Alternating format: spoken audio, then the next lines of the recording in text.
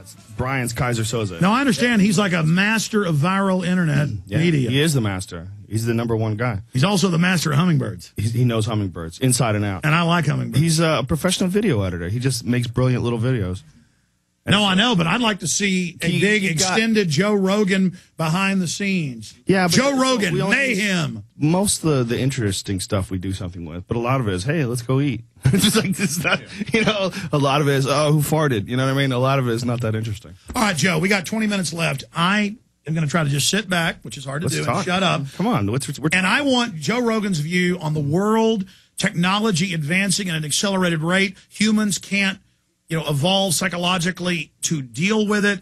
That's absolutely true. Okay, well, you get where I'm going then. Talk about that. That's a fascinating thing. I mean, if you look at, physically how we have developed and evolved, we haven't evolved that much over the last, few thousand years, but technology has just gone through the roof. It's gotten to a crazy place where we have this unbelievable control over our environment, the ability to construct giant buildings and send photos through the air. I mean, it's a very, very heady thing, and I think it would take like an incredibly enlightened society just to deal with what we're capable of right now. Never mind what's coming in the future as this, exponentially increasing technology, the advancement, the innovation. It's all coming at like this incredibly rapid pace. And, physically we're like the same. Emotionally, we're still tribal monkeys, but we have this incredible power now.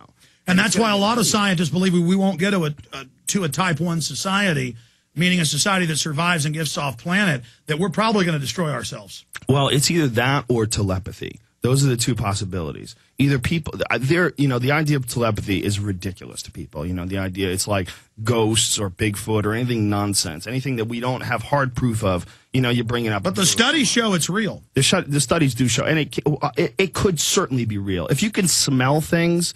The idea that you can you can detect something with your nose that you can't see it. But when somebody's looking through your window at night.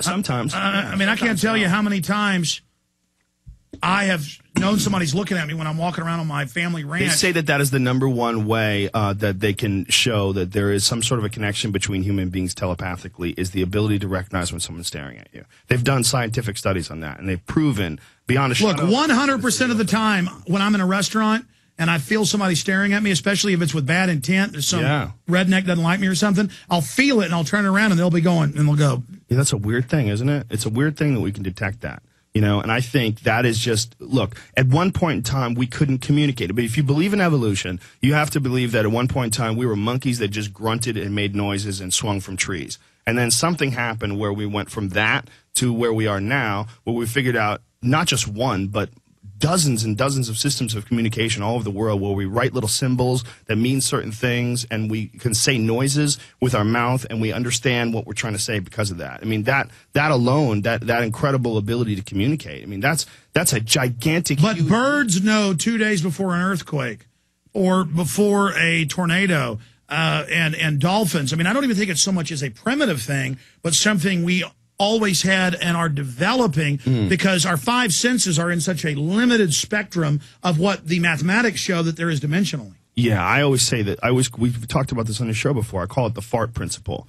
Like the idea that if someone farted and you didn't have a nose and you didn't hear it, you'd have no idea. You'd be sitting in this horrible smell, and you'd have no idea. But how do we not know that there are an infinite number of senses that we just don't, we're not capable of detecting all these other things that are around us all the time. Our imagination limits us to thinking that what we know is all that there is, that smell and touch and feel, and that what we see in front of us is all that there is. But it's very possible that our entire existence is just one tiny spot on the radio dial. And that there's an infinite number of radio stations. There's an infinite number of realities around us all the time. We just can't tune into it. That we're just oblivious to what we can't detect. We're a very thin slice. Yeah, but what technology may be is a breaking of those barriers. What we might be able to do with like the Large Hadron Collider and all this crazy manipulation of matter, we might be able to figure out a way to break into other dimensions. And the mathematics shows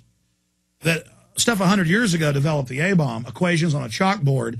This is a exponential, multi-level, not one jump, but several jumps past that. And they believe scientists that work there are sabotaging it because they've had blow-ups and disasters, and they can't get the thing started. It's not just that it's so giant. They're not just going to be slamming heavy particles into blocks of lead. They're going to be accelerating uranium, plutonium, and other very explosive, unstable isotopes into each other at light speed. And the scientists say, well, it could create a black hole. It could create a strangelet. It could create a quantum particle that sinks to the center of the Earth and begins replicating, and then, boom, the whole planet's gone. We can't help it. We have this incredible desire to change things. And I think it's much like a caterpillar does not recognize that it's going to become a butterfly. They're not, at least we don't think they are. They're not aware of it. They just do what they have to do. They make their cocoon, and then they go, and they change. I agree with you. All of this technology is a metamorphosis, yes. And the elite believe that, and we covered that in my film, Endgame Blueprint for Global Enslavement, and they openly, I mean, all the top scientists, futurists, government, UN people, they say they want to exterminate 90% of us and allow that 10% to fuse with the man-machine interface and then take off to the stars. Now, whether that's real or not, that's what the elite believe, and they already have life extension technologies they don't want the public to have access to. It sounds ridiculous, but from where we are, it's not as big of a leap as where we're living or what the era we're living in right now in comparison to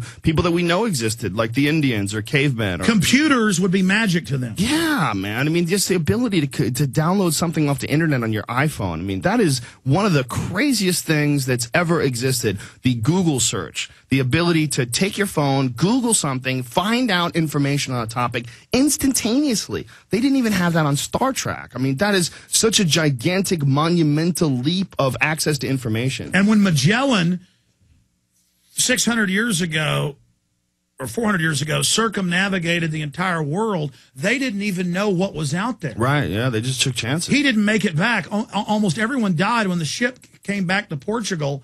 It was rotting and falling apart, and only a few guys were alive. Nuts. But imagine, they had no idea. He said, I think it's round, and I'm going around it. Yeah, there was rats on board with them. They were all getting scurvy because nobody had vitamin C. I mean, those early traveler dudes were nuts. Well, the really nutty idea is the idea of guys like Graham Hancock, guys who believe that those early traveler dudes were just this generation's version of that, and that there's been many, many thousands of years of civilization that we don't even know about because there was a lot of evidence does show that it gets built up and then destroyed. I mean, look, we know that there's hundreds of thousands of near-Earth objects between Mars and Jupiter that could just crush this Earth. You know, we know it's happened. Look at Saturn and Shoemaker-Levy comets. Yeah. I mean, look at that, and also look at what we know has happened on this planet that comes from this planet, like Yellowstone. Like, they've just figured out, like, within the last decade that Yellowstone is this gigantic caldera volcano that's 600 kilometers across.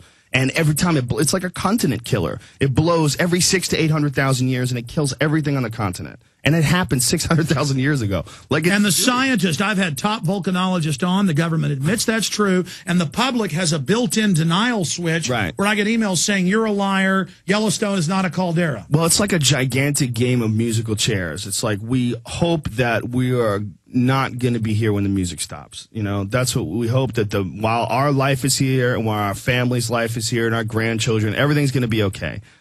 I think that life on Earth is very much like an anthill in a field. You know, the ants in that anthill, they have known nothing other than that anthill. They've only been alive for a couple of weeks. As long as they've been alive, that anthill's been there. And that anthill sustains them all, and they think this is just how it always is. And then some little kid walks by, sees that anthill, and stomps on it one day, just out of the blue. And everything changes forever.